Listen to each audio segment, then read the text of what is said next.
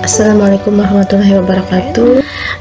Kita lanjut lagi terkait dengan sesi keempat PPh Badan. Oke, kita review kembali terkait dengan tarif PPh Badan. Tarif PPh Badan ini diatur di pasal 17 Undang-Undang Nomor 36 Tahun 2008. Tarif umumnya ini adalah 25%. 25% ya.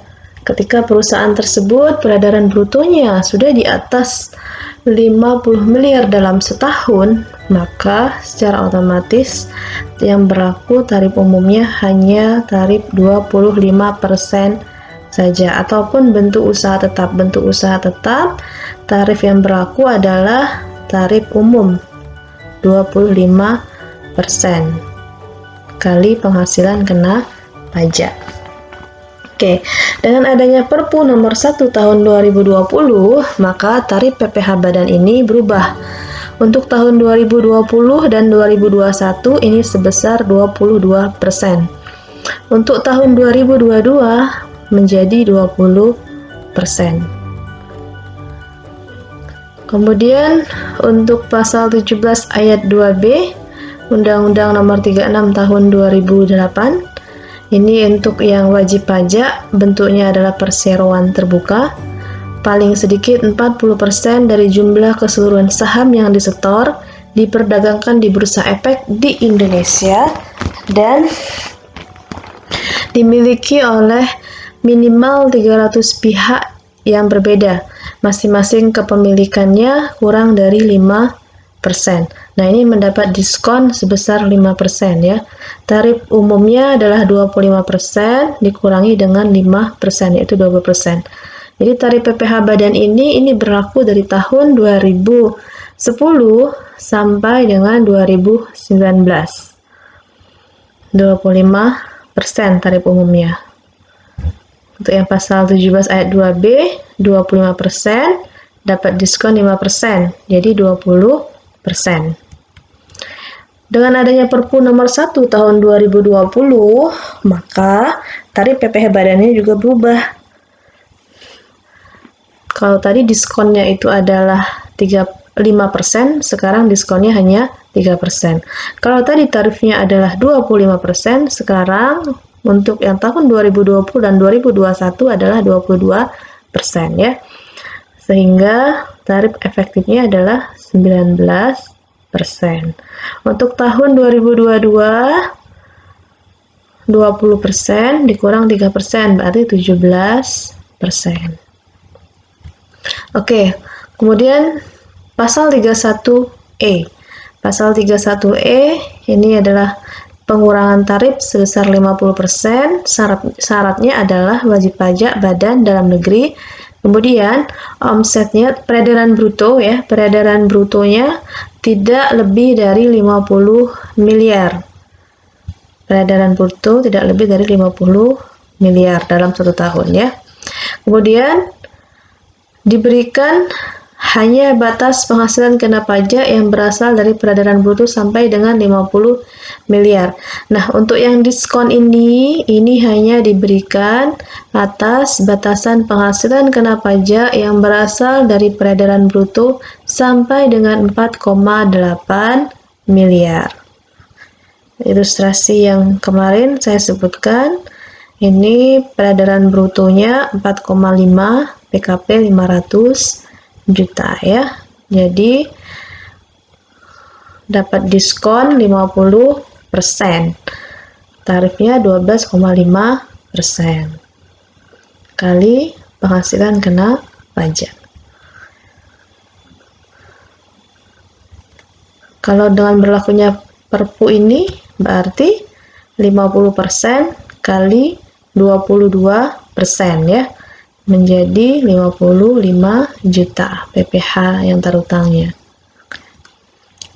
Sedangkan peredaran brutonya apabila sudah melebihi 4,8 miliar tetapi belum melebihi 50 miliar, berarti sudah di atas 4,8 miliar tapi belum melebihi 50 miliar, maka yang berlaku ada dua tarif. Yang pertama, Ada yang dapat diskon, itu untuk jumlah penghasilan kena pajak dari bagian peredaran bruto sampai dengan 4,8 miliar. Jadi nanti hitungnya adalah 4,8 miliar dibagi 30 miliar kali penghasilan kena pajak kali dengan 12,5%. Kemudian selanjutnya penghasilan kena pajak dari bagian bruto yang tidak memperoleh fasilitas 2 miliar dikurangi dengan 320 juta. 1 miliar 680 juta kali tarif 25%. Dengan berlakunya Perpu nomor 1 tahun 2020, tarifnya menjadi 11%, kemudian 22%. Tuh ya. Jadi hanya mengganti tarif saja, cara hitung masih sama, hanya tarif yang berubah. Awalnya tarifnya itu 25% menjadi 22% untuk tahun 2020 dan 2021. Tahun 2022 tarifnya menjadi 20%. Oke ya. Ingat-ingat cara hitungnya. Oke, saya buat ilustrasi di sini. Lebih enak kita buka Excel-nya saja ya. Kita masuk ke sesi hitungan. Oke. Di sini ada PT Ganda Arta, usahanya adalah perdagangan. Saya buat di sini ada tahun 2017, kemudian lagi ada tahun 2020. Untuk peredaran brutonya ini dari penjualan 4,1 miliar ya, 4,1 miliar dan memakai PPh-nya adalah PPh final.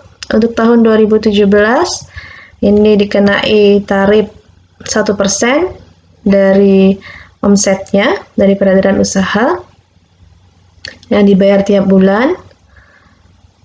Ini pajaknya adalah 1% kali 4,1 miliar, totalnya selama setahun adalah 41 juta. Sedangkan untuk tahun 2020 dengan peredaran usaha yang sama, penjualannya 4,1 miliar, tarifnya sudah menjadi 0,5% ya. 0,5% kali 4,1 miliar, yaitu PPh terutang selama setahun adalah 20.500.000. Ini dibayarnya per bulan ya. Jadi 0,5% kali omset per bulan. Harap diingat ya, ini kalau yang tahun 2017 kemudian lagi Januari sampai dengan Juni 2018 itu masih pakai PP Peraturan Pemerintah Nomor 46, 1% dari omset per bulan.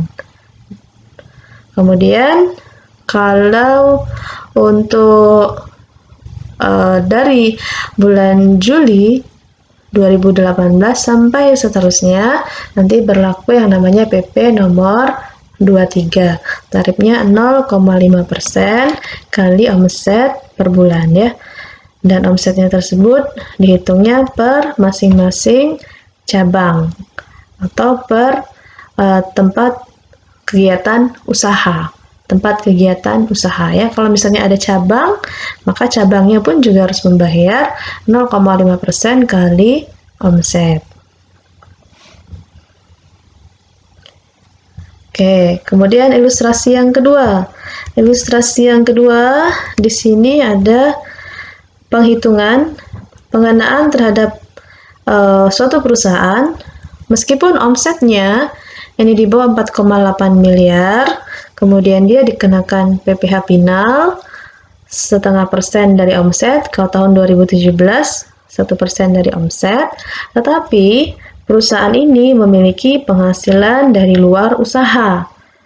Penghasilan dari luar usahanya ini kita harus identifikasi apakah penghasilannya ini ada yang bukan masuk kategori non-objek pajak atau penghasilan ini sudah dikenai PPh final. Yang pastinya penghasilan dari luar usaha ini tidak dikenai PPh 0,5% dari omset. Ya. Kita harus identifikasi terlebih dahulu. Saya langsung masuk aja ke tahun 2020 ya. Karena caranya hampir sama. Oke. Penjualannya, kita peredaran usahanya ini 4,1 miliar. Tetapi dia punya penghasilan luar usaha ya. Luar usahanya ini ada dividen, sewa, klaim, komisi. Oke.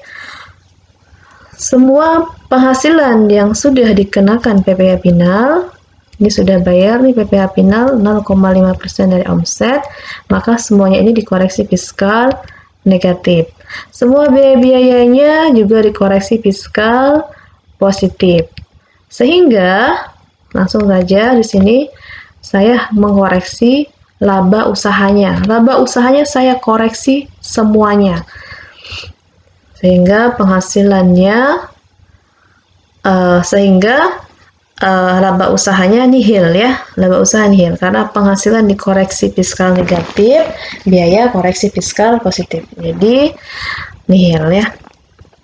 Tidak akan ada lagi pengenaan pajak di akhir tahun.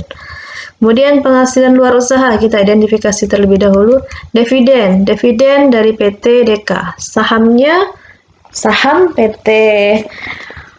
Saham yang dimiliki oleh PT Multi Arta ini 30% di PT DK. Maka konsekuensinya apa? Dividen yang diterima oleh PT Multi Arta ini bukan objek pajak. Masih ingat ya aturan yang kemarin, apabila PT, BUMN, BUMD menginvestasikan modal mereka dalam bentuk saham ke PT lainnya, ketika pemilikannya minimal 25% atau di atasnya, kemudian PT, BUMN, BUMD tersebut menerima dividen dari PT yang bersangkutan, maka dividennya bukan objek pajak. Kemudian sewa bangunan. Sewa bangunan ini merupakan penghasilan yang sudah dipotong PPh final. Sehingga dividen ini kita koreksi fiskal negatif, sewa bangunan juga kita koreksi fiskal negatif. Klaim asuransi. Klaim asuransi apabila diterima oleh orang pribadi atas asuransi kesehatan, asuransi jiwa, beasiswa, dwiguna, itu bukan merupakan objek pajak. Tetapi apabila klaim asuransi itu diperoleh oleh badan, maka klaim asuransi ini merupakan objek pajak. Merupakan objek pajak penghasilan. Dihitung pajaknya di akhir tahun. Kemudian komisi penjualan. Komisi penjualan ini bukan usaha utama dari perusahaan, tetapi komisi penjualan ini diterima oleh perusahaan ketika perusahaan mampu untuk menjual di atas target dari supplier ya.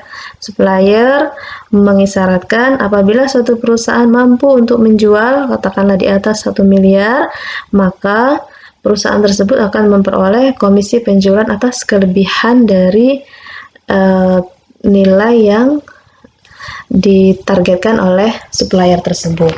Nah, komisi penjualan ini tidak dikenakan PPh final, tapi ini merupakan objek PPh umum. Dihitung pajaknya di akhir tahun. Oke, kita tambahkan. Ternyata penghasilan yang di luar usahanya adalah 227.250.000. Kemudian kita lakukan juga nih identifikasi koreksi fiskal negatif dari biaya luar usaha. Bunga pinjaman. Ketika bunga pinjaman ini terkait dengan usaha operasional perusahaan. Tadi ingat perusahaan ini usahanya adalah penjualannya sudah dikenakan PPh final, maka semua biayanya juga kita koreksi fiskal positif ya. Rugi hibah aktiva kepada anak pemegang saham sebesar 15 juta. Jadi di sini ada mobil, asetnya ini berupa mobil, harga belinya adalah 200 juta. Kemudian akumulasi penyusutannya 185 juta. Nilai buku 15 juta. Ketika dihibahkan, otomatis tidak akan ada uang yang diterima.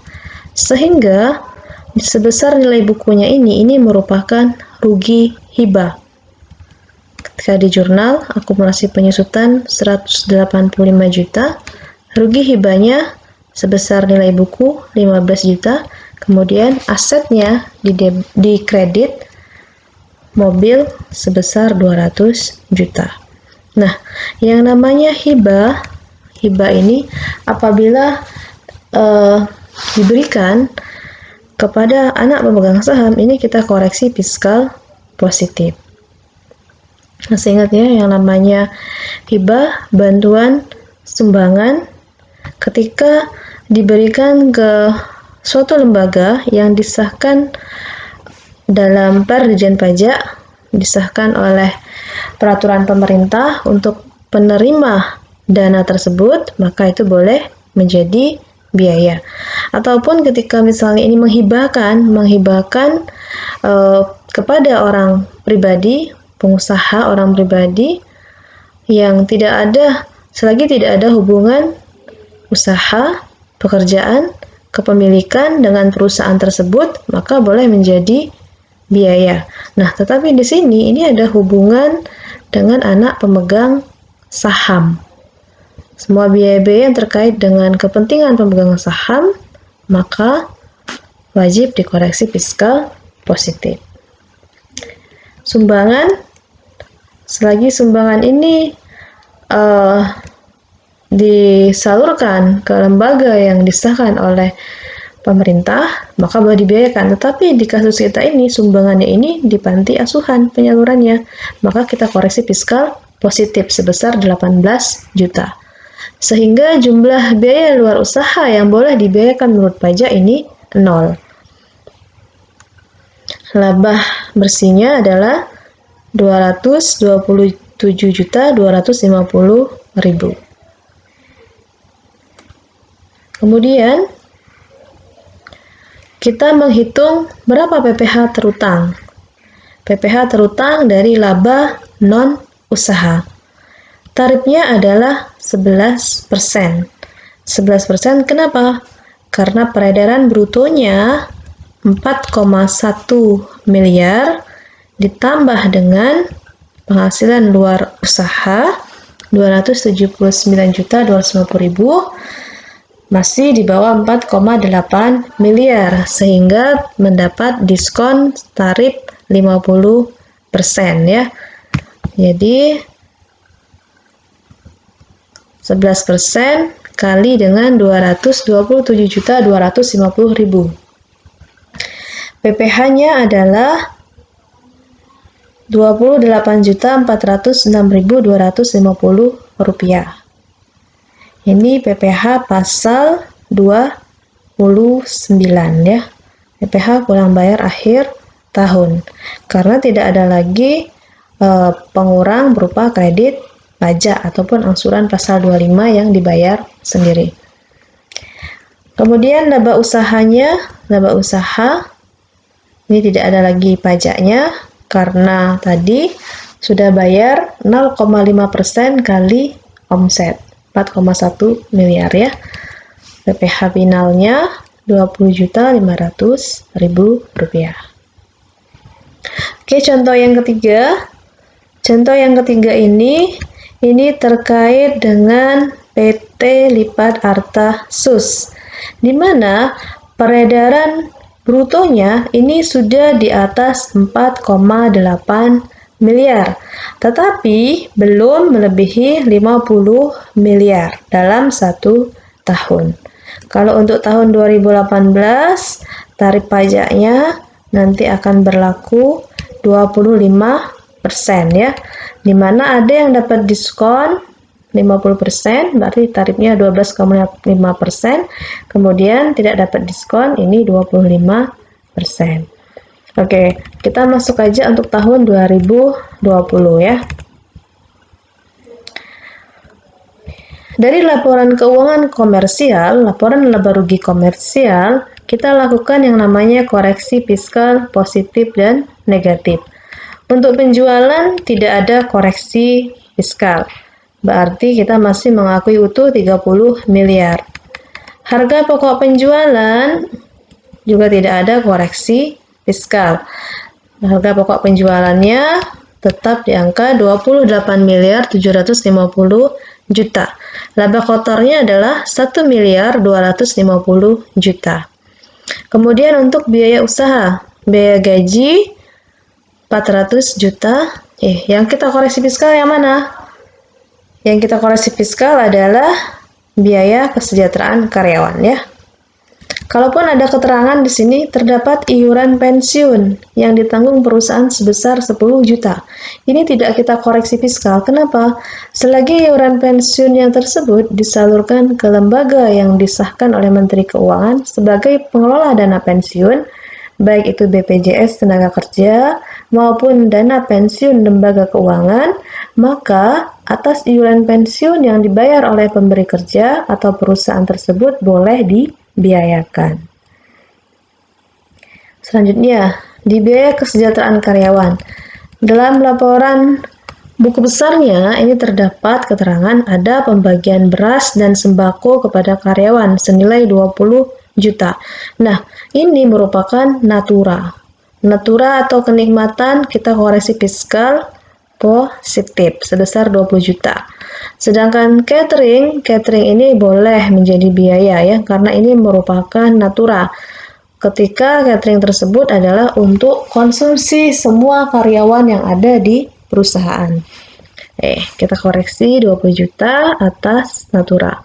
Sehingga yang boleh dibiayakan hanya 50 juta. Kemudian lagi seluruh biaya promosi telah sesuai ketentuan pajak. Kemudian sudah ada juga daftar nominatif ya. Sudah ada DAFNOM, daftar nominatif promosi. Kecuali pemberian parsel kepada pejabat Pemda sebesar 8 juta. 8 juta ini kita koreksi fiskal positif. Kenapa? Karena tidak ada hubungannya dengan kegiatan 3M, mendapatkan, menagih, dan memelihara penghasilan ya. Karena dianggap biaya tersebut ilegal gitu ya. Selanjutnya, biaya jasa tenaga ahli. Biaya ini diberikan kepada pemegang saham yang berprofesi sebagai lawyer pengacara. Harga pasaran pekerjaan pengacara adalah 50 juta. Sedangkan perusahaan ini mengeluarkan uang 80 juta. Maka nilai yang tidak wajar, selisih yang tidak wajar 30 juta ini wajib dikoreksi fiskal positif. Biaya perizinan ini 35 juta, tetapi di dalamnya ada 15 juta ini merupakan under table, yaitu biaya pungutan liar ya. Maka kita koreksi fiskal sebesar 15 juta. Biaya penyusutan. Di dalamnya ternyata ada kendaraan. Kendaraan ini dibawa pulang oleh direksi. Maka ingat, semua biaya yang terkait dengan aktiva yang dibawa pulang oleh pegawai karena jabatannya, maka atas biaya penyusutan maupun biaya yang lainnya, pemeliharaan ataupun biaya bahan bakarnya, itu wajib untuk dikoreksi sebesar 50%. Oke, kita koreksi sebesar 15.625.000 ya. Biaya cadangan kerugian, semua yang terkait dengan penyisian potensi resiko kerugian di masa datang, karena ini belum terjadi, belum terrealisasi, baru mencadangkan, ini tidak boleh menjadi biaya. Biaya bahan bakar listrik telepon, kita koreksi. Karena apa? Karena ada pembelian bahan bakar mobil yang dibawa pulang oleh direksi. Total semuanya 20 juta, maka yang boleh diakui hanya 10 juta saja. Koreksinya 10 juta. 50% dari 20 juta ya. Biaya lainnya tidak dikoreksi. Kemudian jumlah biaya usahanya secara komersial ini adalah 1.171.250.000. Setelah ada koreksi fiskal positif 123.625.000, maka biaya usahanya yang boleh diakui menurut pajak adalah 1.047.625.000. sehingga laba usahanya naik dari yang awalnya 78.750.000 menjadi 202.375.000. Ini namakan koreksi fiskal positif semuanya ya, karena menambah laba. Kemudian penghasilan luar usaha. Penghasilan luar usaha kita koreksi fiskal negatif atas dividen ya. Karena kepemilikan sahamnya sudah 30% ya, di atas 25% ini. Sewa bangunan sudah dipotong PPh final. Klaim asuransi ini menjadi objek pajak penghasilan akhir tahun. Komisi penjualan juga menjadi objek pajak penghasilan ya.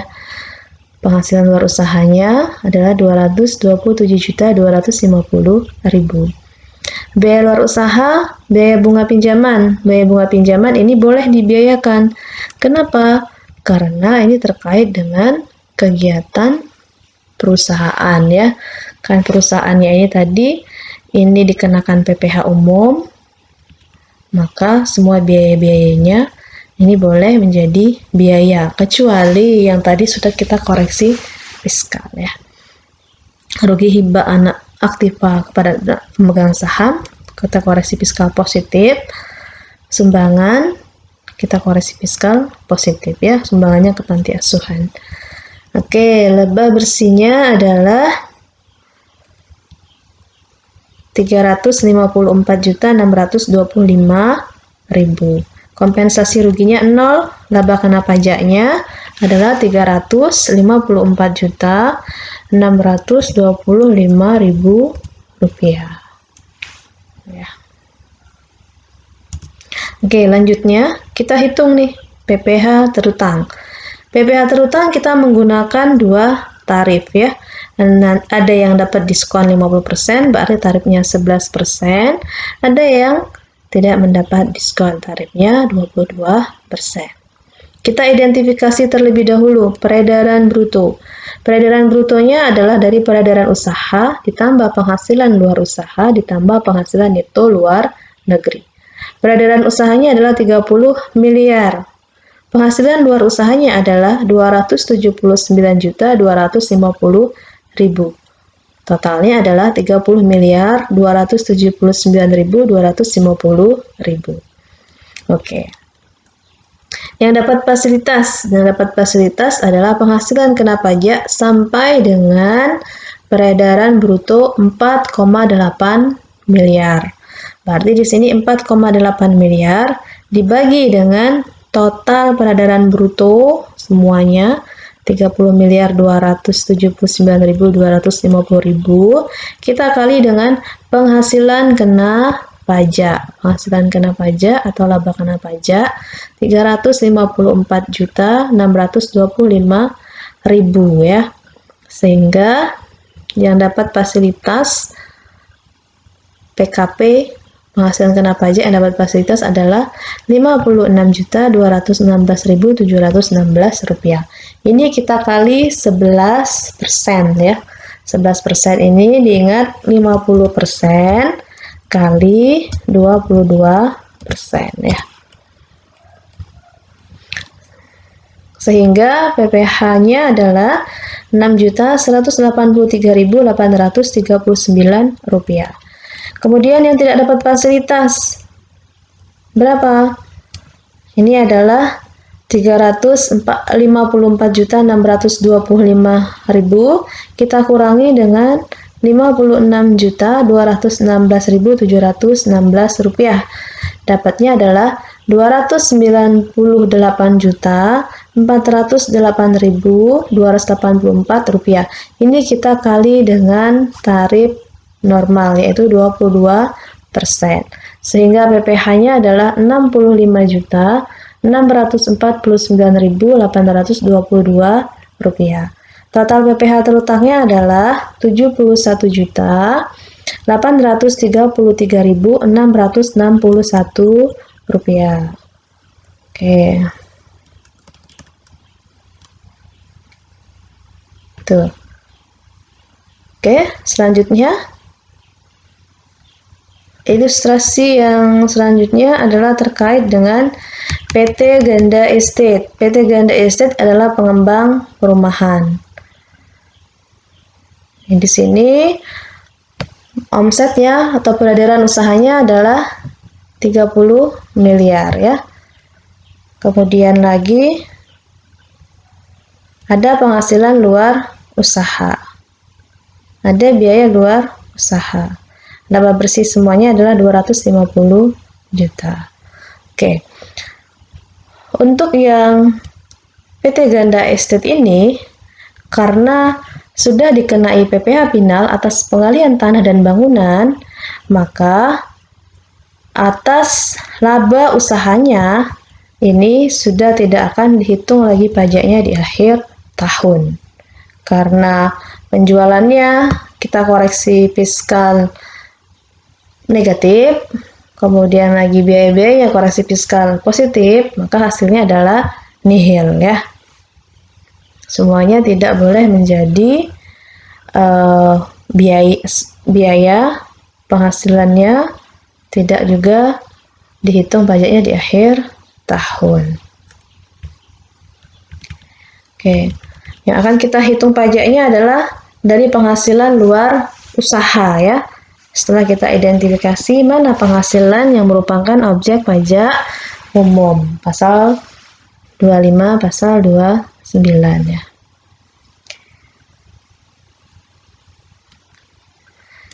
Kita masuk ilustrasi yang tahun 2020 saja. Oke, ini.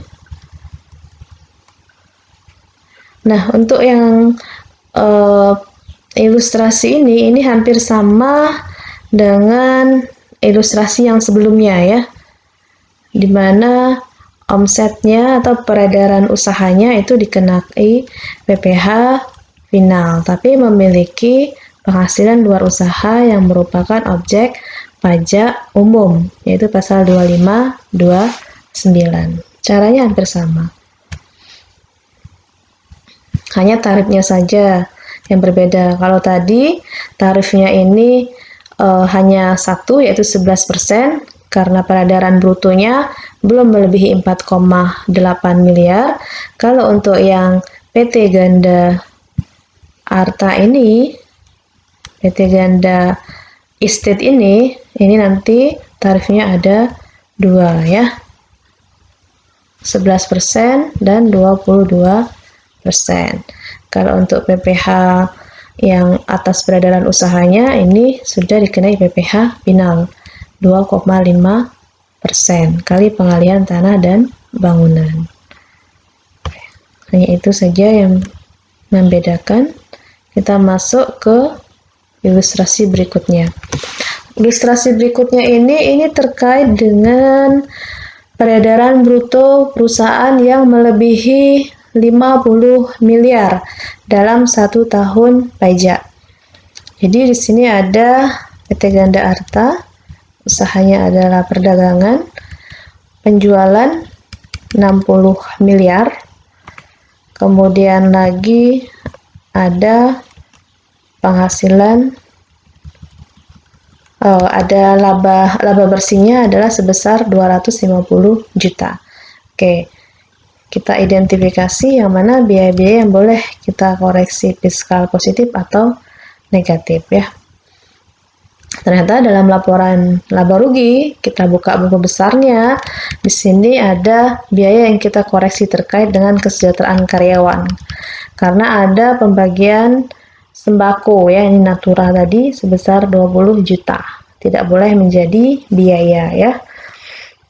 Mari kita koreksi fiskal positif 20 juta. Biaya yang boleh dibiayakan adalah 50 juta.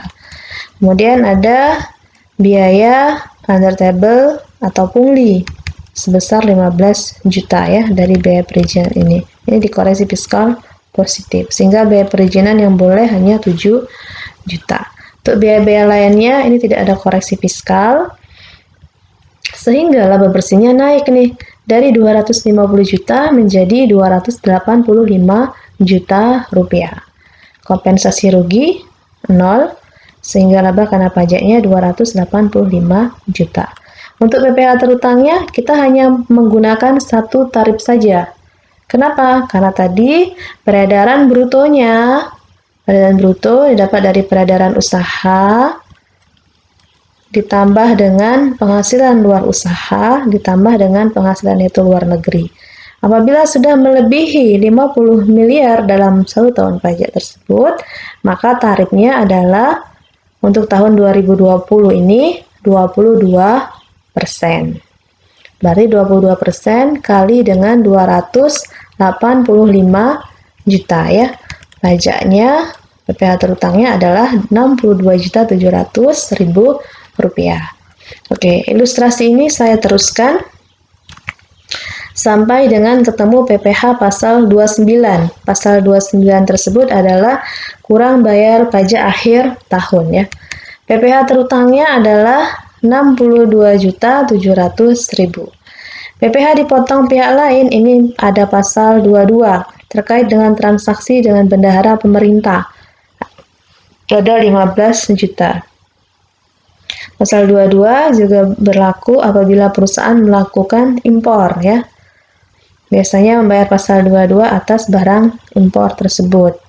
Atau transaksi dengan BUMN, pembelian oleh BUMN. Itu juga dipotong pasal 22.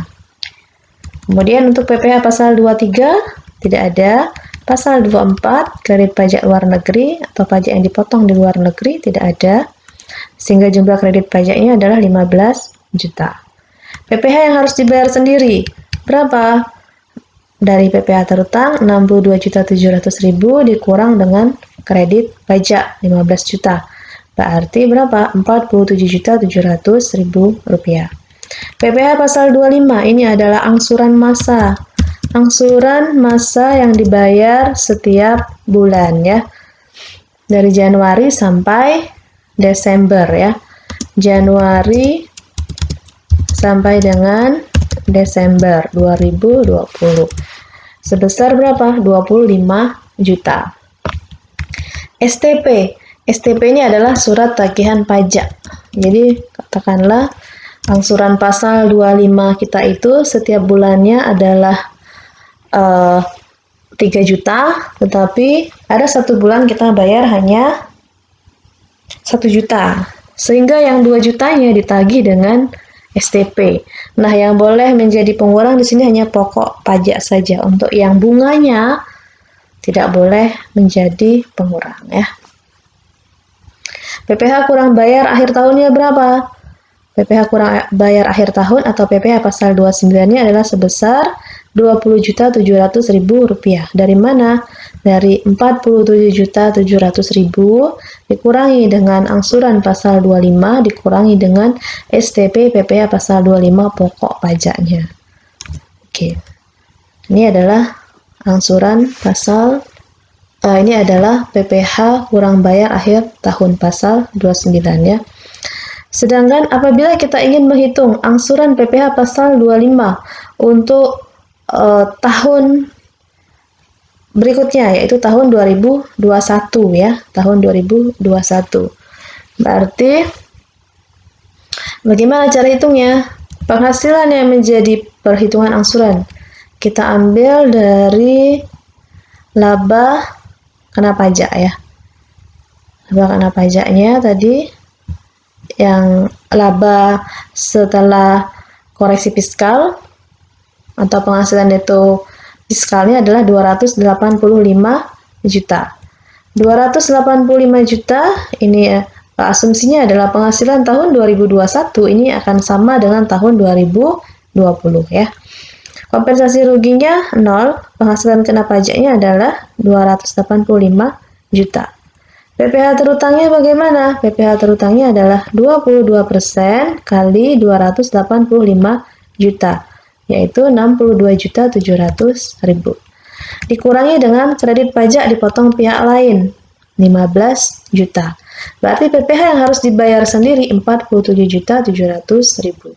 Angsuran PPh pasal 25-nya berapa? 47.700.000 dibagi 3.975.000. Jadi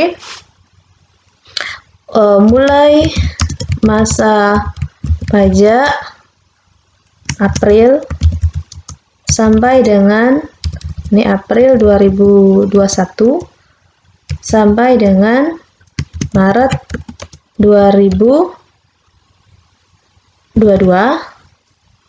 angsuran pajaknya adalah sebesar 3.975.000. Kenapa mulai masa April? Karena maksimal untuk pelaporan SPT pasal SPT tahunan ini adalah April ya. Biasanya lapor SPT tahunan badan April. Tetapi apabila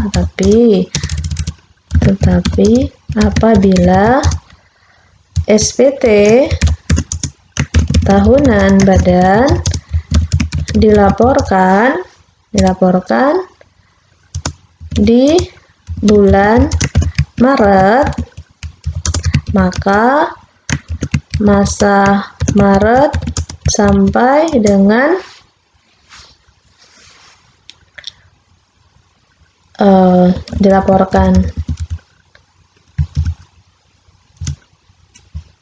maka masa Maret 2021 ini angsuran pasal 25 sudah menjadi 3.975.000.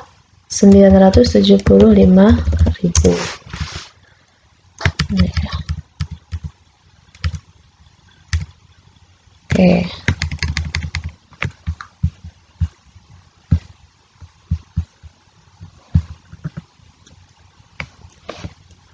Tapi kalau lapor SPT tahunannya April, mulai masa April sampai dengan Maret berikutnya, Maret 2022, angsurannya 3.975.000 ya. Tapi kalau misalnya lapornya Maret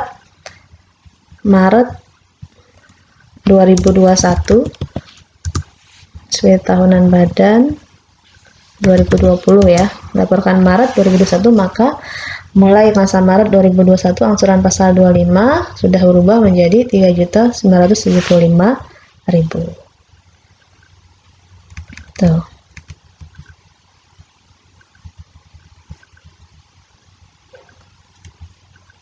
Oke. Selanjutnya ilustrasi kita terkait dengan bagaimana apabila perusahaan tersebut ini TBK ya, diperdagangkan di Bursa Efek Indonesia, minimal 40% sahamnya, kemudian lagi dimiliki oleh 300 pihak yang berbeda, dan kepemilikannya hanya masing-masing pihak tersebut hanya 5% saja dari saham tersebut. Maka tarifnya seperti apa? Tarifnya di sini adalah 19%. Dari mana? 22% dikali 3% ya. Tarif PPh terhutangnya 19%.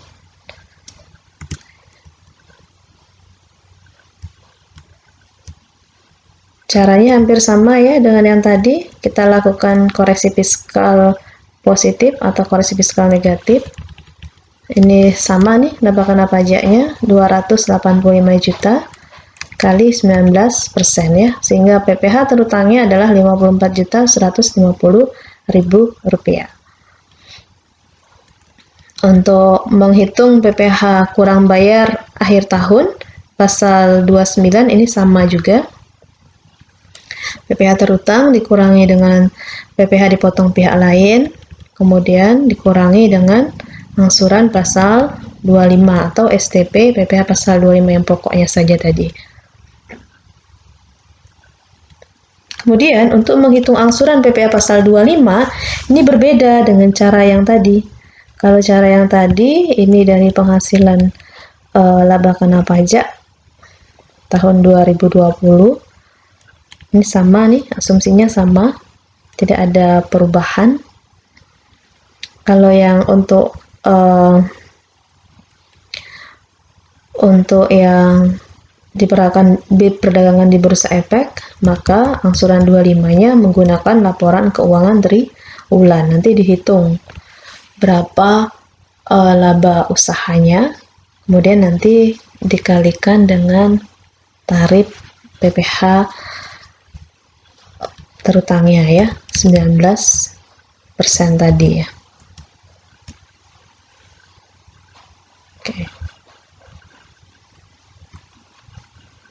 Oke, sampai di sini untuk ilustrasi menghitung PPh terutang dan PPh akhir tahun.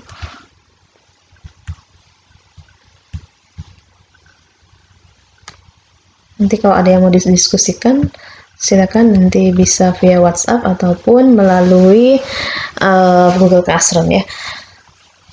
Oke, selanjutnya kita masuk ke dokumen yang harus dilampirkan. Oke, ini saya ilustrasikan untuk SPP tahunan 2018 ya. Hampir sama nih, untuk tahun 2020 juga sama.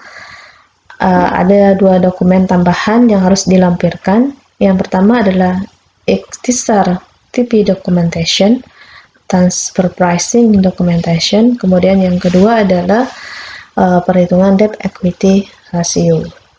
Kalau untuk perhitungan debt equity ratio ini untuk bentuk usahanya adalah PT ya, perseroan terbuka. Kalau di luar itu tidak melampirkan yang namanya debt equity ratio. Transfer pricing documentation. Oke, saya buka yang Excel-nya di sini. Untuk transfer pricing documentation ini diatur di PMK, Peraturan Menteri Keuangan nomor 213 tahun 2016. Ini adalah latar belakangnya dari base erosion and profit shifting. Ini adalah strategi perencanaan pajak atau tax planning yang memanfaatkan gap dan kelemahan-kelemahan yang terdapat dalam peraturan perundang-undangan perpajakan domestik untuk menghilangkan keuntungan atau mengalihkan keuntungan tersebut ke negara lain yang memiliki tarif pajak yang rendah atau bahkan bebas pajak. Tujuan akhirnya adalah perusahaan tidak perlu membayar pajak atau pajak yang dibayar nilainya sangat kecil terhadap pendapatan perusahaan secara keseluruhan. Mengapa bisa terjadi transfer pricing? Ini bahasan kita ini terkait dengan TP-Doc adalah transfer pricing documentation ya. Pertama adalah adanya hubungan istimewa. Hubungan istimewa ini di Undang-Undang Pasal 18 ya, Undang-Undang PPh nomor 36 tahun 2008 Pasal 18 ayat 4. Yang pertama adalah hubungan istimewa itu yang mana? Pertama adalah wajib pajak mempunyai penyertaan modal langsung atau tidak langsung paling rendah 25% pada wajib pajak lain. Oke, hubungan langsung saya ilustrasikan. PT A mempunyai saham sebesar 25% di PT B. Ini artinya apa? PT A mempunyai hubungan istimewa di PT B. Hubungan antara wajib pajak dengan penyertaan paling rendah 25% pada 2 wajib pajak atau lebih, atau hubungan di antara 2 wajib pajak atau lebih yang disebut terakhir. Ini berarti adanya hubungan tidak langsung. Maksudnya seperti apa? PT A mempunyai saham sebesar 50% di PT B. PT B punya saham sebesar 50% di PT C. Secara tidak langsung, PT A itu memiliki saham di PT C sebesar 25%. 50% kali 50%, berarti 25% ya. Itu ada hubungan tidak langsung. Kemudian, wajib pajak menguasai wajib pajak lainnya atau dua atau lebih wajib pajak berada di bawah penguasaan yang sama, baik langsung maupun tidak langsung. Maksudnya seperti ini. PTA adalah manajemen atau sebagai direktur di PT. PTA ini direkturnya Ali. Ali ini juga merupakan direktur di PT B. Secara tidak langsung dari penguasaan manajemen, ini PTA dan PT B dikuasai oleh satu orang yang sama, yaitu Bapak Ali. Jadi Bapak Ali di sini bisa membuat keputusan atau kebijakan di PTA, tapi juga mempengaruhi kebijakan yang ada di PT B, karena direkturnya sama. Atau teknologi, mesin teknologi yang tinggi dimiliki oleh PTA. Kemudian PT B ini menggunakan mesin teknologi dari PT A ini, sehingga ada kebutuhan dari PT B kepada PT A karena penggunaan mesin yang dimiliki oleh PT A tersebut. Maka dianggap di sini PT A menguasai PT B. Kemudian selanjutnya adalah terdapat hubungan keluarga, baik sedarah maupun semenda, dalam garis keturunan lurus dan atau kesamping 1 derajat. Garis keturunan lurus dan atau kesamping 1 derajat. Misalnya, hubungan keluarga ini, PT A ini merupakan direksi.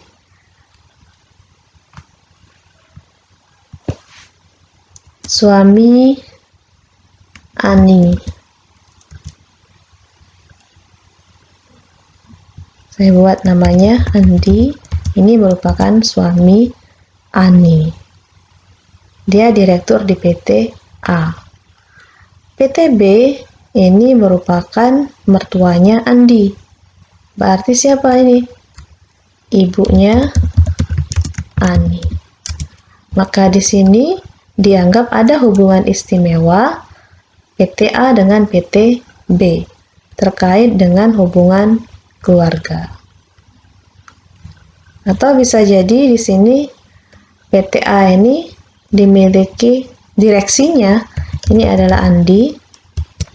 Kemudian PT B ini direksinya adalah Ahmad.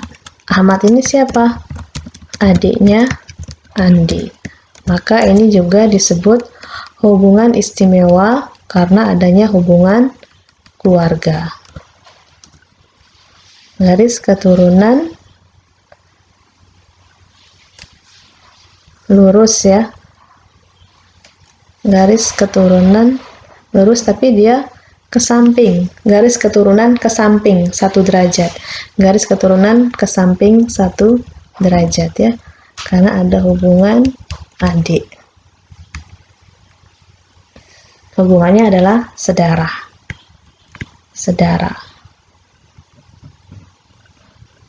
Kalau semenda ini adanya hubungan pernikahan ya, pernikahan ada ibu mertua, ayah mertua, anak tiri. Kalau sedara adanya hubungan perkawinan.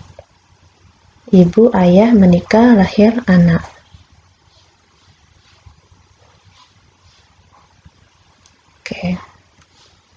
Oke, selanjutnya transfer pricing itu bisa terjadi apabila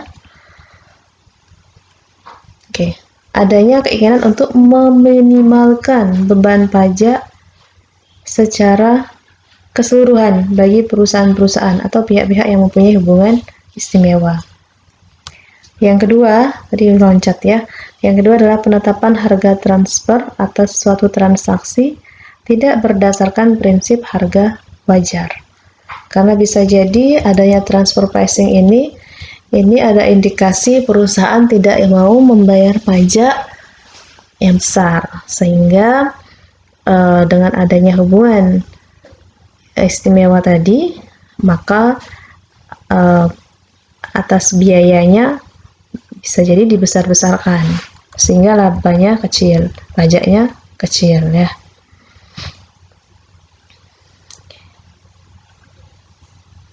Dalam sistem perpajakan Indonesia, ini dikenal istilah arm's length principle, yang berarti bahwa setiap kegiatan transaksi yang dijalankan oleh wajib pajak harus berdasarkan prinsip kewajaran dan kelaziman usaha.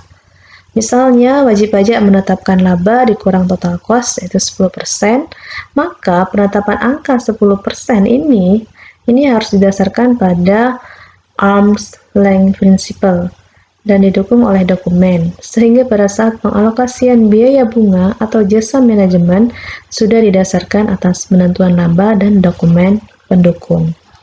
Untuk itulah dibutuhkan yang namanya TP-Doc, Transfer Pricing Documentation. Untuk apa Transfer Pricing Documentation ini? Ini untuk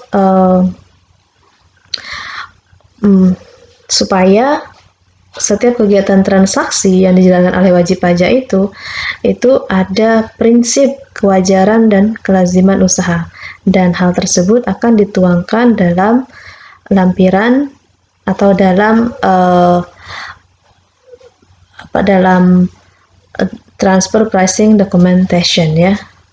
Nanti bisa dalam bentuk buku, dan bukunya itu tebal sekali karena di dalam dokumen penentuan harga transfer tadi, untuk yang salah satu dokumen yang ada di TP-Doc ini, itu nanti ada memuat namanya dokumen induk, ada dokumen lokal, dan kemudian ada laporan per negara. Dalam pasal 8 tadi di PMK nomor 213 tahun 2016, ada dokumen induk di sini. Jabarannya, dokumen induk ini sebagaimana dimaksud dalam pasal 2 ayat 1 huruf A harus memuat informasi mengenai grup usaha paling sedikit sebagai berikut. Jadi ada struktur dan bagan kepemilikan, kegiatan usaha yang dilakukan, harta tidak berwujud yang dimiliki, aktivitas keuangan dan pembiayaan, laporan keuangan, konsolidasi entitas induk dan informasi perpajakan terkait transaksi afiliasi. Oke, kemudian nanti ada dokumen lokal. Dokumen lokal ini ada identitas dan kegiatan usaha yang dilakukan, informasi transaksi afiliasi dan transaksi independen yang dilakukan, penerapan prinsip kewajaran dan kelaziman usaha, informasi keuangan dan peristiwa-peristiwa atau kejadian-kejadian atau fakta-fakta non-keuangan yang mempengaruhi pembentukan harga atau tingkat laba. Kemudian ada lagi nanti laporan per negara, country by country report namanya. Nah, ini terkait dengan apa? Ada alokasi penghasilan, pajak yang dibayar, dan aktivitas usaha per negara atau yurisdiksi dari seluruh anggota grup usaha.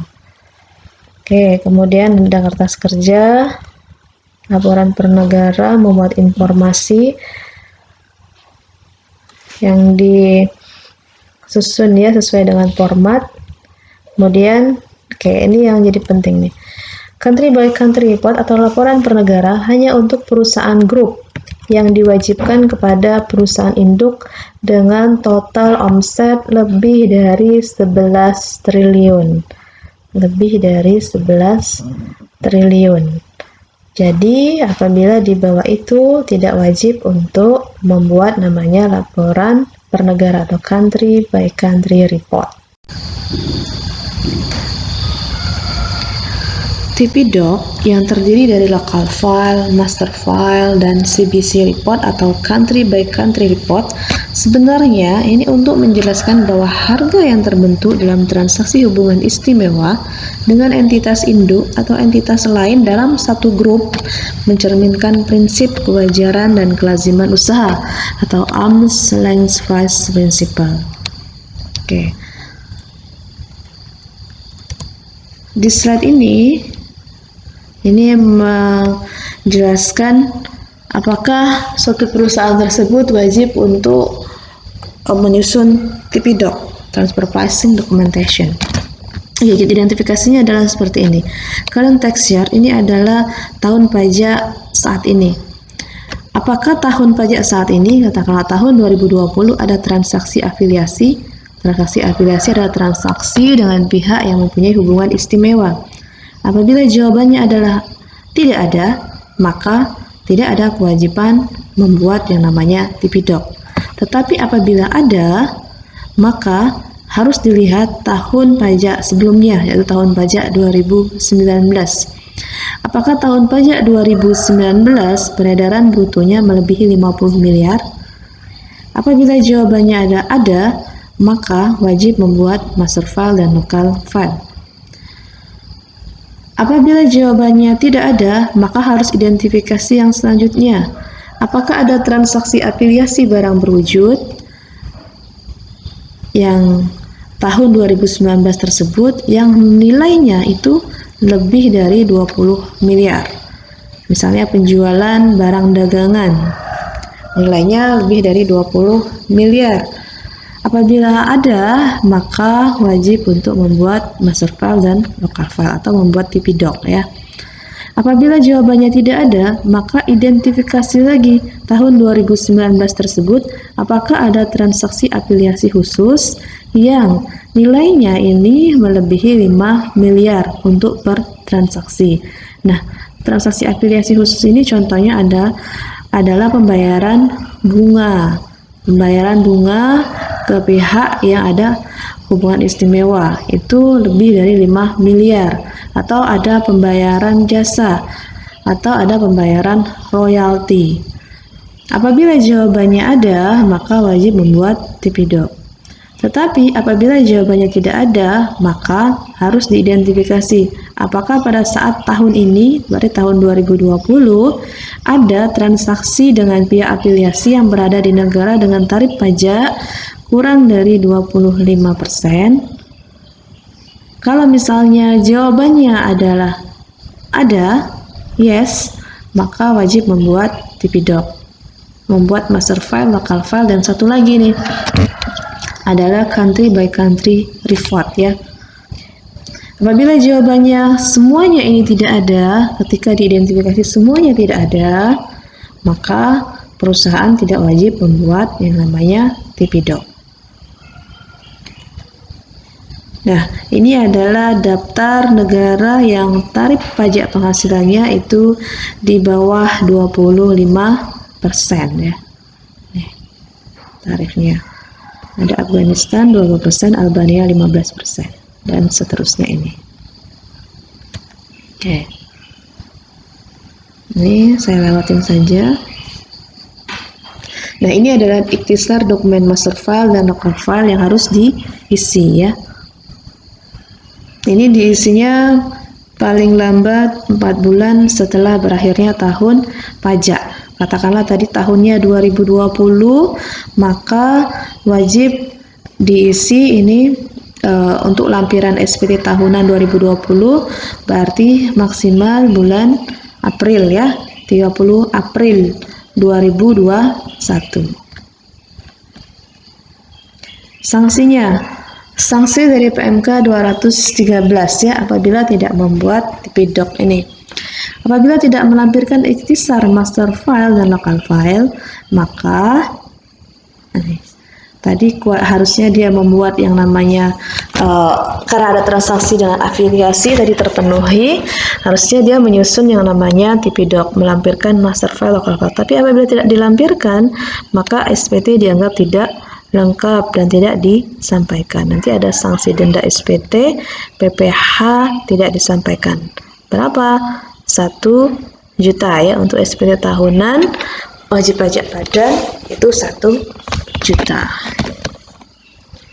Kalau orang pribadi 100.000 ya. Jika telah ditegur secara tertulis, selanjutnya akan dilakukan pemeriksaan. Diterbitkan SKPKB dengan sanksi berupa kenaikan sebesar 50%. Tidak melampirkan CBC report, country by country report, maka SPT dianggap tidak lengkap dan tidak disampaikan. Ini kalau ada transaksi afiliasi dengan negara yang tarif pajaknya ini di bawah 25% ya. Maka sanksi dendanya ini SPT tahunan badan 1 juta. Jika telah ditegur secara tertulis, selanjutnya akan dilakukan pemeriksaan. Diterbitkan SKPKB surat ketetapan pajak kurang bayar, sanksinya kenaikan 50%. Tipidok Transfer Pricing Documentation ini diminta oleh DJP, namun disampaikan melebihi jangka waktu. Diminta nih tipidoknya, maka tidak disampaikan nih. Maka nanti tipidok tersebut ini tidak dianggap sebagai transfer pricing documentation ya. Nanti pengujian tipidok ini dilakukan secara jabatan, diterbitkan SKPKB dengan sanksi bunga 2% per bulan. Ya. Tipidok diminta oleh DJP namun tidak disampaikan oleh wajib pajak. Wajib pajak dianggap tidak memenuhi kewajiban menyelenggarakan dan menyimpan tipidok. Diterbitkan SKPKB dengan sanksi berupa kenaikan sebesar 50%. Tidak menggunakan data dan informasi yang tersedia pada saat dilakukan transaksi, maka wajib pajak tidak dianggap tidak menerapkan arm's length price principle ya. Tadi prinsip nilai wajar tadi. Maka pengujian TP transfer pricing dilakukan secara jabatan, diterbitkan SKPKB dengan sanksi bunga 2% per bulan. Jadi intinya apa? Semua yang transaksi dengan pihak afiliasi tersebut, baik itu ada penjualan maupun ada tadi pembayaran bunga ataupun transaksi jasa lainnya dengan pihak yang ada afiliasi, semua nilainya akan dikoreksi oleh pemeriksa. Maka dianggap bisa jadi nilai penjualan kita ke pihak yang afiliasi itu tidak wajar. Maka nanti pemeriksa akan melakukan koreksi fiskal, bisa jadi nanti akan menaikkan omsetnya. Dan katakanlah transaksi dengan pihak afiliasi kita itu nilainya 1.000 per unit, sedangkan transaksi dengan pihak yang non afiliasi 1.600, padahal nanti akan dijelaskan ya di sesi selanjutnya. Nah, maka nilainya ini akan dinaikkan harganya sebesar 600. Jadi nilainya akan sama dengan transaksi apabila perusahaan tersebut menjual dengan pihak lain ya. Padahal mungkin bisa saja nilai Rp1.000 per unit tadi itu ada time kondisinya. Mungkin transaksi dengan pihak afiliasi kita nilainya sangat besar, sangat signifikan, sehingga bisa unit price-nya 1.000 per unit. Sedangkan dengan pihak non afiliasi nilai transaksinya tidak besar, maka nilai jualnya agak lebih tinggi, jadi 1.600. Nah, ini kalau tidak membuat yang namanya transfer pricing documentation, maka nilai Rp1.000 per unit kepada pihak transaksi afiliasi tadi akan dikoreksi nih, akan dinaikkan nominalnya menjadi 1.600. Nah, inilah yang akan merugikan perusahaan kita gitu ya. Karena dianggap sama pemeriksa pajak kita tidak menerapkan yang namanya arm's length price principle. Tuh. Oke. Data dan informasi yang digunakan ini menggunakan pendekatan ex ante, pasal 3 ayat 1 PMK 213 tahun 2016. Dokumen penentuan harga transfer sebagaimana dimaksud dalam pasal 2 ayat 1 huruf A dan huruf B wajib diselenggarakan berdasarkan data dan informasi yang tersedia pada saat dilakukan transaksi afiliasi. Apabila ini adalah transaksi 2018 ada transaksi afiliasi, kemudian perusahaan wajib untuk menyelenggarakan atau membuat yang namanya tipidok, maka harga atau laba dengan transaksi pihak afiliasi tersebut itu harus wajar ya. Nah, data pembanding yang kita butuhkan untuk membuat yang namanya TP-Doc ini menggunakan data yang tersedia. Kalau 2018 biasanya kita menggunakan data tersedia itu untuk tahun 2016, 15, dan 14. Kalau 2017 sendiri ini biasanya laporan keuangan perusahaan-perusahaan yang sejenis ini biasanya belum diterbitkan ya. Nah, untuk menggunakan data pembanding ini menggunakan kita pakainya TP Katalis ya. TP Katalis itu semacam kumpulan-kumpulan data, tapi ini sistemnya adalah langganan ya. 3 bulan itu bisa berbayar 180 juta. Nah, di TP Katalis itu berisi terkait dengan laporan keuangan perusahaan se-Asia. Jadi kita bisa melihat laporan dari perusahaan, katakanlah perusahaan kita adalah swalayan ya, atau retail tadi. Kita bisa melihat perusahaan yang sejenis, katakanlah dari perusahaan yang ada di India. Nah, nanti kita bisa buka di sana di search terkait dengan perusahaan swalayan yang ada di India atau retail tersebut, berapa rentang laba wajarnya ya, laba usaha wajarnya itu berapa. Nanti harus sama dengan yang ada di perusahaan kita gitu, paling enggak harus mendekati sama gitu, ada batas bawah, ada batas atasnya.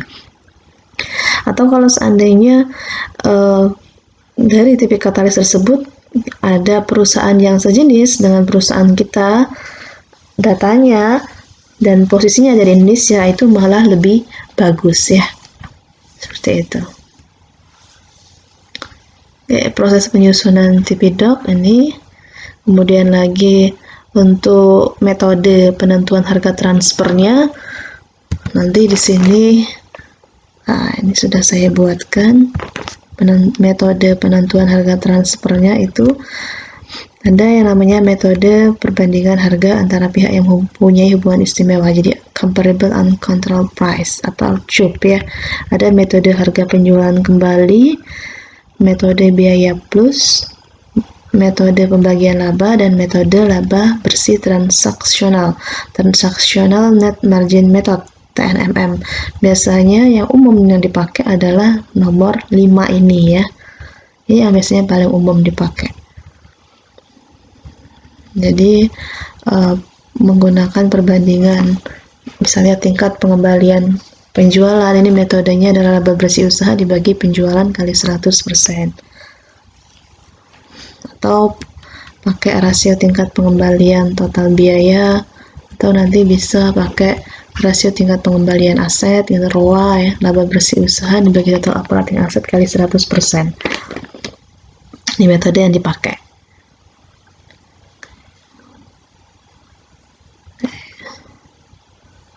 Oke, untuk TP-Doc ini sendiri, ini memang butuh waktu khusus, sesi khusus ya. Kalau misalnya ada dari peserta berepat yang berniat untuk belajar TP-Doc, kita mempunyai tim sendiri ya. Di Texos itu ada tim khusus untuk yang TP-Doc. Nanti bisa belajar dengan tim tersebut. Nanti bisa menghubungi tim training kita ya. Karena untuk penyusunan satu TP-Doc itu harganya bisa 50 juta ya, untuk satu perusahaan untuk 1 tahun pajak. Nah, gitu. Oke, selanjutnya kita membahas terkait dengan perbandingan antara utang dan modal atau DER ya, Debt Equity Ratio. Nah, ini merupakan salah satu lampiran juga yang wajib disampaikan ketika kita melaporkan SPT tahunan badan. Nah,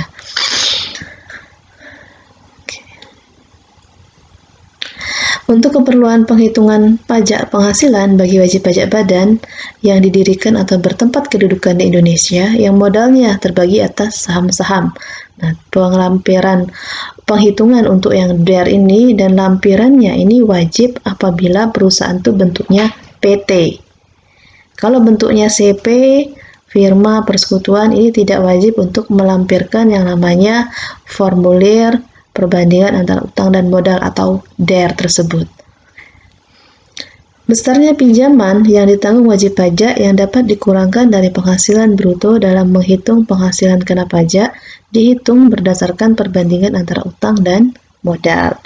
Jadi perbandingan utang dan modalnya ini rata-rata utang dan dibagi rata-rata modal itu paling tinggi 4:1. Kalau misalnya mau berhutang, utang yang ada bunganya ini terkait dengan utang yang ada bunga ya. 4 kali dari ekuitas. Boleh berhutang ke bank misalnya atau ke pihak lain yang ada bunganya, itu boleh asalkan nominal utang tersebut, rata-rata utang tersebut adalah 4 kali dari ekuitas. Kalau lebih dari 4 kali dari ekuitas, katakanlah 5 kali dari ekuitasnya, maka nanti yang selisih satunya itu akan dikoreksi fiskal atas biayanya. Nanti dihitungnya bagaimana? 4:5 nanti ya, 4/5 kali biayanya. Nanti akan ada di slide berikutnya ya. Perhitungan biaya bunga pinjaman. Biaya pinjaman yang ditanggung wajib pajak sebagaimana dimaksud pada ayat 1 ini meliputi ada bunga pinjaman, ada diskonto, dan premi yang terkait dengan pinjaman, biaya tambahan yang terjadi yang terkait dengan perolehan pinjaman, beban keuangan dalam sewa pembiayaan, biaya imbalan karena jaminan pengembalian utang, selisih kurs yang berasal dari penyesuaian terhadap biaya pinjaman, sebagaimana dimaksud pada huruf A, huruf B, huruf C, huruf D, dan huruf E. Dalam hal biaya pinjaman tersebut dalam mata uang asing. Dalam hal besarnya perbandingan antara utang dan modal, wajib pajak melebihi besarnya perbandingan sebagaimana dimaksud pada ayat 3 tadi ya, 4:1. Biaya pinjaman yang dapat diperhitungkan dalam menghitung penghasilan kena pajak adalah sebesar biaya pinjaman sesuai dengan perbandingan antara utang dan modal. Besarnya biaya pinjaman yang dapat diperhitungkan dalam menghitung penghasilan kena pajak sesuai dengan perbandingan antara utang dan modal, sebagaimana dimaksud pada ayat 4 juga wajib memperhatikan ketentuan pasal 6 dan pasal 9 Undang-Undang PPh. Dalam hal wajib pajak mempunyai utang kepada pihak yang mempunyai hubungan istimewa, maka besarnya biaya pinjaman yang dapat diperhitungkan dalam menghitung penghasilan kena pajak juga harus memenuhi tingkat biaya pinjaman sesuai prinsip kewajaran dan kelaziman usaha. Apabila biaya pinjaman tidak memenuhi ketentuan sebagaimana dimaksud pada ayat 6, dianggap sebagai dividen bagi pihak yang menerima atau memperolehnya dan dikenakan pajak pada saat biaya pinjaman tersebut dibayarkan atau jatuh tempo pembayarannya. Jadi ini terkait dengan biaya bunga pinjaman ya, biaya bunga pinjaman yang melebihi prinsip kewajaran dan kelaziman usaha, maka selisihnya nanti ini dianggap sebagai dividen bagi pihak yang menerima ya. Dividen ini adalah ketika pinjaman tersebut dilakukan oleh pemegang saham ya. Jadi pemegang saham memberikan pinjaman kepada perusahaan dengan nilai dengan bunga tertentu. Nah, ketika bunganya ini dianggap melebihi batas wajar, maka nilai kelebihannya tadi dari bunga tersebut itu dianggap sebagai dividen. Kalau dividen, maka nanti ada objek pajaknya. Bisa nanti pasal 23, 15% tadi pajaknya. Bisa juga 4 ayat 2 apabila yang menerima dividen tersebut atau pemegang sahamnya adalah orang pribadi. Oke. Utang yang dijadikan dasar penghitungan ini tidak termasuk utang yang tidak dapat dibuktikan kebenarannya atau utang yang digunakan untuk mendapatkan penghasilan yang bukan merupakan objek pajak atau yang dikenai pajak bersifat final.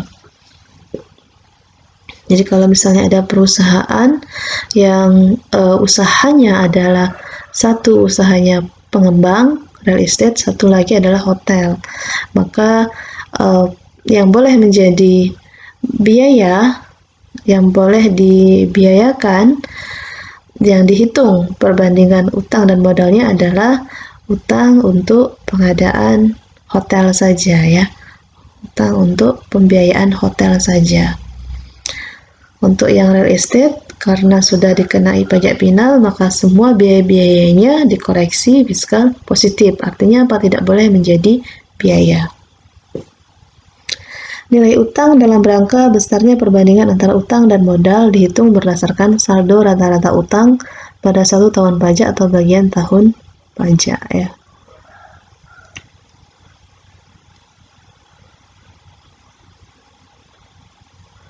Dalam hal rata-rata saldo utang tiap akhir bulan, sebagaimana dimaksud pada ayat 3, tidak dapat diketahui berdasarkan pembukuan yang diselenggarakan oleh wajib pajak. Rata-rata saldo utang tersebut dihitung menurut dokumen yang dapat menunjukkan utang pada tiap akhir bulan. Jadi nanti lihatnya adalah transaksi katakanlah dengan perbankan, maka lihat rincian dari rekening utangnya ya. Di situ kan ada nanti posisi utangnya berapa, bunganya berapa.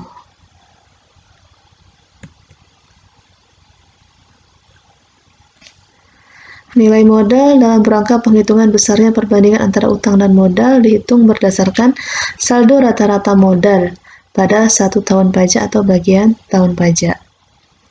Saldo rata-rata modal ini nanti dilihat dari ekuitas ya, ekuitas yang dicatat pada neraca perusahaan. Dan tambahan juga, selain dari ekuitas tadi, ekuitas itu kan memuat ada modal saham, kemudian ada saldo laba, kemudian ada laba tahun berjalan. Nah, ditambah nanti dengan pinjaman tanpa bunga dari pihak yang memiliki hubungan istimewa. Jadi apabila perusahaan tersebut menerima pinjaman dari pemegang saham ataupun dari transaksi afiliasi lainnya tanpa bunga, maka hutang dari pihak tersebut itu menambah modal.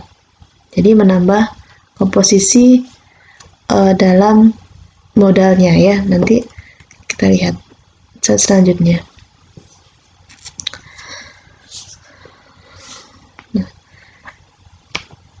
Wajib dilampirkan dalam SPT tahunan badan. Ini tadi lampiran untuk penghitungan besarnya perbandingan antara utang dan modal ya. Wajib pajak yang modalnya terbagi atas saham-saham. Tadi saya sebutkan di awal, ini wajib untuk yang bentuk usahanya PT. PT punya utang dan utangnya ada bunganya. Oke, kemudian lagi selanjutnya, nah konsekuensinya apa? Jika tidak dilampirkan, SPT tahunan pajak penghasilan wajib pajak badan yang disampaikan dinyatakan tidak lengkap sesuai dengan ketentuan peraturan perundang-undangan di bidang perpajakan. Jadi dianggap tidak lengkap. Nanti konsekuensinya atas SPT yang dilaporkan tersebut dari pihak pajaknya bisa mengkoreksi biaya bunganya ya, harus hati-hati ya.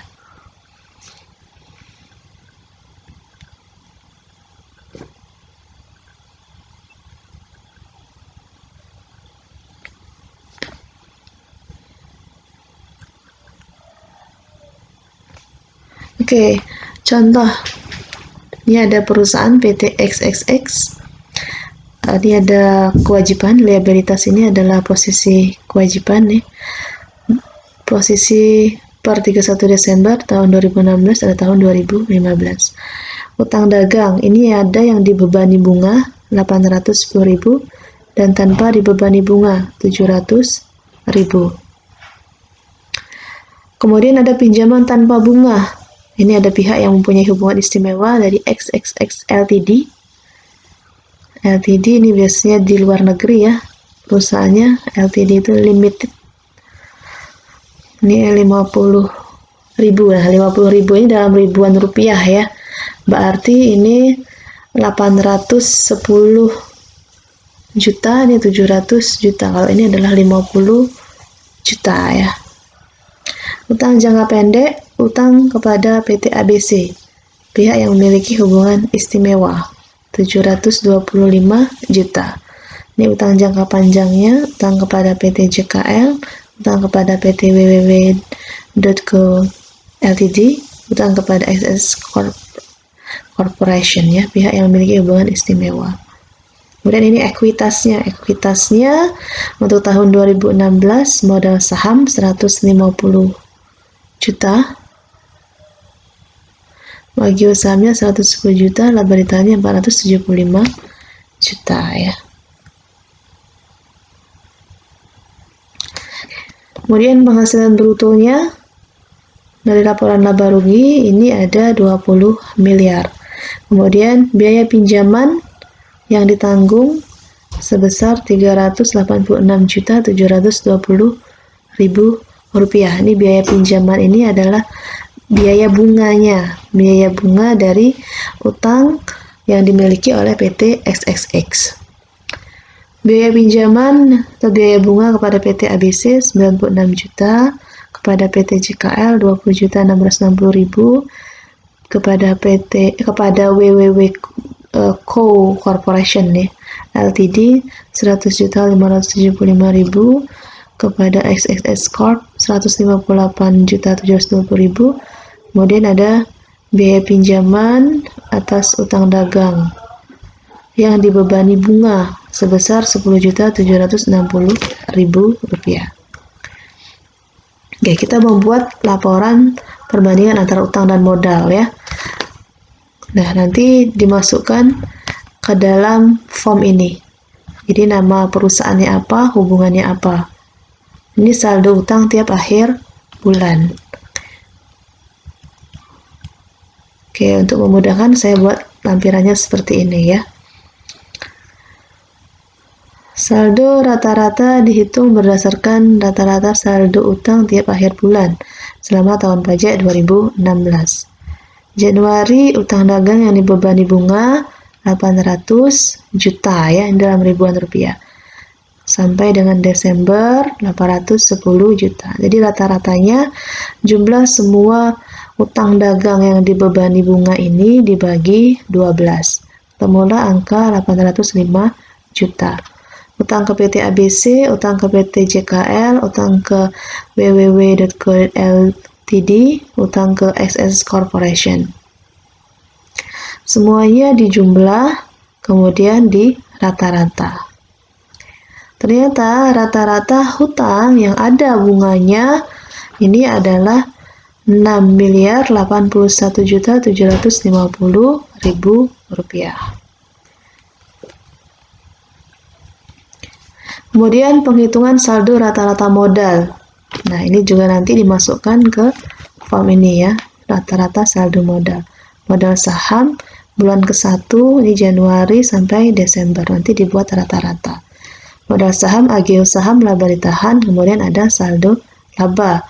Kemudian pinjaman tanpa bunga dari, nah ini menambah modalnya ya, nanti menambah untuk form kolom yang penghitungan rata-rata saldo modal. Ini modal saham 150 juta sampai Desember 150 juta, tidak ada perubahan, berarti rata-ratanya juga 150 juta. Agio saham atau tambahan modal di setor ini 110 juta, laba ditahan rata-ratanya 450 juta. Kemudian lagi pinjaman tanpa bunga ya dari XX Ltd. Oke, ini 50 juta ya rata-ratanya. Sehingga jumlah rata-rata modal ini adalah 760 juta.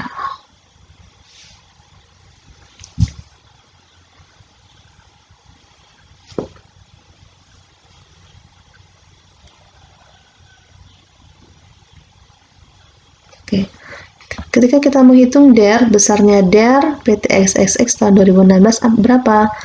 Berarti jumlah saldo rata-rata utang, ini tadi jumlah saldo rata-rata utang 6.081.750.000 dibagi jumlah saldo rata-rata modal 760 juta. Kita dapat perbandingannya ternyata adalah 8:1. 8 kali dari ekuitas. Ingat tadi DER yang paling tinggi diperkenankan adalah 4:1. 4 kali, kalau mau berhutang yang ada bunganya adalah 4 kali dari ekuitasnya.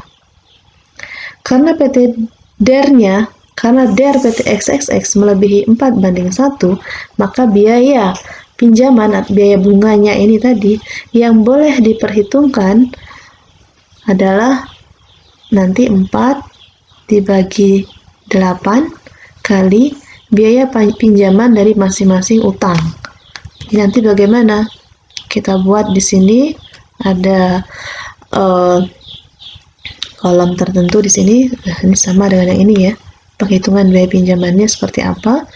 Pemberi pinjaman, saldo rata-rata utang, biaya pinjaman, kemudian berapa biaya pinjaman yang dapat diperhitungkan dalam menghitung penghasilan kena pajak, dan berapa biaya yang kita koreksi fiskal positif karena tidak boleh dibiayakan. Oke. Utang kepada PT ABC ini tadi utang rata-rata saldo rata-rata utangnya 742.500.000.